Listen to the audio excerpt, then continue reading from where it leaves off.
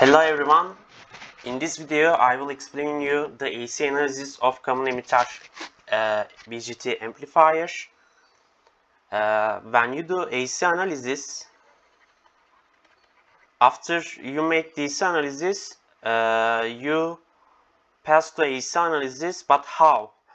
After you find collector current and it is approximately emitter current, why? Because beta is 100 or 200 or 300, it is big, so you can neglect base current and say IC current approximately equals IE. What I mean, if IC is 1 milliampere and if beta is 100, and then base current is 10 microampere, I mean you can ignore it. It will be like 1 or no 0.1 milliampere. You can 1.01 milliampere. You can ignore this one. Here it is negligible. After you find IC, you find GM, transconductance parameter. Transconductance parameter. GM equals IC over VT. Okay, VT is thermal voltage, and in room temperature it is 25 millivolt or 26 millivolts. Okay, also when you do AC analysis, you short circuit capacitors. You short circuit capacitors. Also, you DC voltage sources, you ground them. DC voltage sources grounded. Also, DC independent current sources, you make them open circuits. Basically, you shut down this DC sources. Okay, then we look at the circuit here. This VCC will be grounded in AC. This VCC will be grounded in AC. This capacitor will be short circuit. This capacitor will be short circuit. Here there is RC parallel RL. You see. And here R2 parallel R1. So my circuit becomes like this. Here this is where input, and there is source resistance, and then I see R1 parallel R2, and then here comes my AC equivalent of BJT. AC equivalent of BJT is like this. Here this is RP, it is equals beta force over GM, remember, and here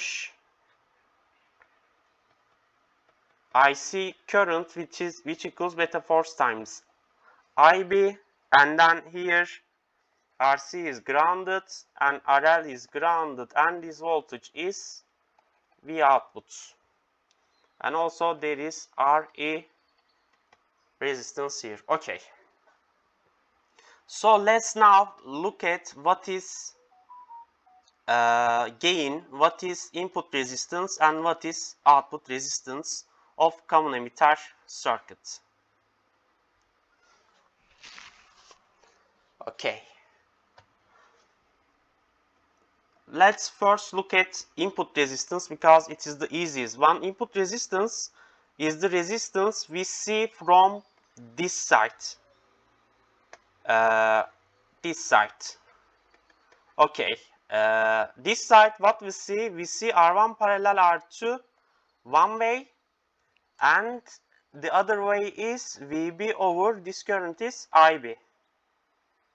VB over IB is the other way. I mean R input equals R1 parallel R2 and parallel VB over IB. Let's call it R input prime. VB over RB, we call it R input prime. Okay, so what is VB over IB? Look at the circuit. This is IB. This is beta force times IB. So V emitter becomes beta force plus 1 times IB times RE. So VB becomes beta force times 1 times IB times RE. This is V emitter voltage plus beta force over GM times IB. This is this voltage drop. I mean this VBE voltage drop across base and emitter. So where base is this? If we take here IB parenthesis, beta force plus 1 times RE plus beta force over GM. So VB over IB, R input prime equals beta force plus 1 times RE plus beta force over GM. So what is input resistance? Input resistance was, look at here, we wrote it. Input resistance becomes R1 parallel, R2 parallel, beta force plus 1 times RE plus beta force over GM. Okay. We found the input resistance. Let's now find the output resistance. When we find the output resistance, remember we shut down the input sources. We shut down the inputs, shut down the input voltage. Why? Think about it. When you find a equivalent resistance, you shut down the active sources, ground the voltage sources, short circuit the voltage sources, and open circuit the current sources, so that when you connect the test voltage and divide the test current, you see the equivalent resistance. What do I mean? When I sketch the diagram, you will understand. For finding arrow, what we look from circuit from here, this side, and we ground the way input. So when we ground the way input, circuit becomes like this. This is grounded. This is R source. This is R1 parallel R2. Here RP. This is V base, by the way. This is RA.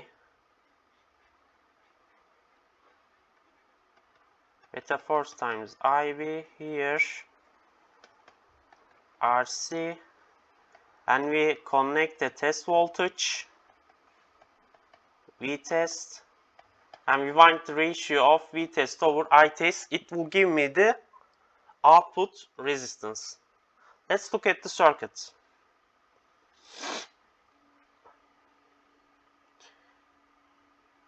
Here, these two are parallel. So,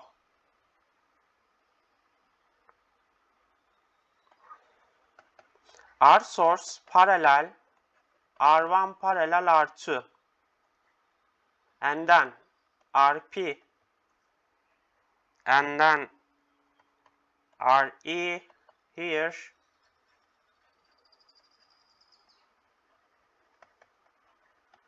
RC. This is my test voltage, and this is my test current. When we look at the circuit, beta force times IB, what we see is that this is VB,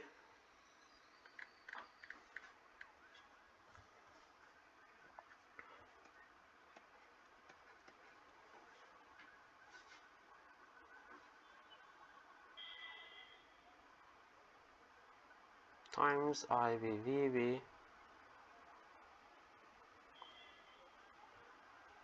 here the current IB. So IB, VB equals minus R source parallel R1 parallel R2 times IB.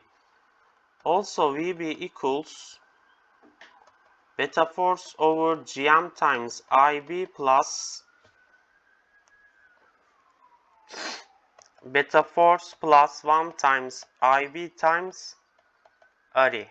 Okay. VB over IB is minus R source parallel R1 parallel R2, but in the second equation VB over IB is beta force over GM plus beta force plus 1 times RE. So does it make sense? Here VB over IB is positive. Here it is negative. How can this happen? Only one way, if IB equals 0.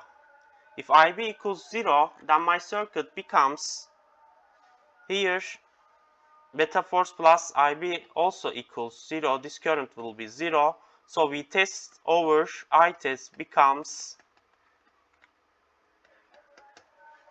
RC. Our output becomes RC. So now let's find the gain. For finding gain, we again draw the whole circuit. This is V input.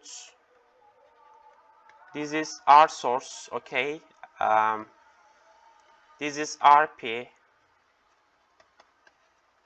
RE here. Beta force times IB.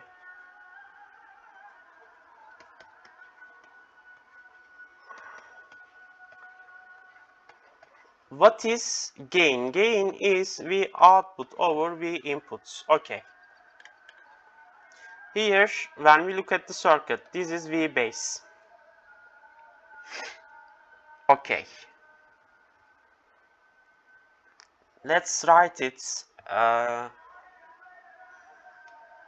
We know things like this. We know VB over V input. We can write it. And then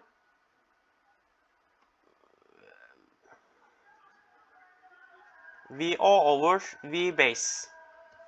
If we write it, VB is cancelled and we find the VO over V input. Okay. So we can write VB over V input. Why? Because remember there was R1, sorry I forgot, R1 parallel R2 here. We find the input resistance. So VB over R input becomes R input over R input plus RS. We have calculated R input, so the first part of the gain is easy. Now let's look at the second part, which is VO over VB. Now look at the circuit. Look at the circuit and see this part. Focus on this part, guys. What is V output? The current comes out from this equals beta force times IB, and it comes from the ground. So V output equals minus RC parallel RL times beta force times IB. This is important. So V output becomes minus RC parallel RL times beta force times IB. Again, I check it. Okay. So what is VB? We need the ratio of VO over VB. VB was beta force over GM RP times IB plus beta force plus 1 times IB times RE. So if I cancel IB's here, okay, so VO over VB becomes minus RC parallel RL times beta force, and if I take the beta force parenthesis, the denominator becomes, if I neglect 1 here, and I can neglect it because beta force is 100 and it becomes 101, 1 is negligible, so 1 over Gm plus RE. Beta forces cancel, so V output over V base becomes minus RC parallel RL divided by 1 over Gm plus RE. Generally, in the formulas, it is given like this: VO over V base minus Gm RC parallel RL divided by 1 plus Gm RE. So, where this Gm, I just multiplied both denominator and the numerator by Gm and find this formula. So, total gain, I mean V output over V input, was VB over V input times V output over VB.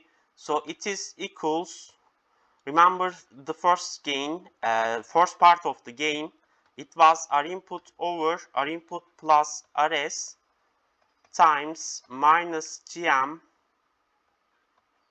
RC parallel RL divided by 1 plus Gm RE. Actually, what we have found, the results are so important. Why? Because when you see, because of the systematic approach, when you see in the questions a circuit like this, RA, what is the resistor seen from the base? You can immediately write this: beta force over Gm plus RE times beta force plus 1. We have calculated it, we have found it. Also, if there is RC here and this is VCC, we know the gain also. What is gain? Minus Gm RC over 1 plus Gm RE. I mean minus Gm times what is the resistance at the collector divided by 1 plus Gm, what is outside of the emitter resistance. If there was I mean RL here like this, remember in AC case the capacitor will be grounded, so the equation becomes RC parallel RL.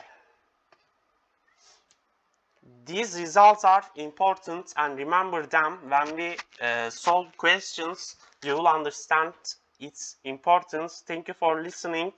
In the next video, I will make common base amplifier, and then its DC AC analysis, and then common collector amplifier. Thank you for listening.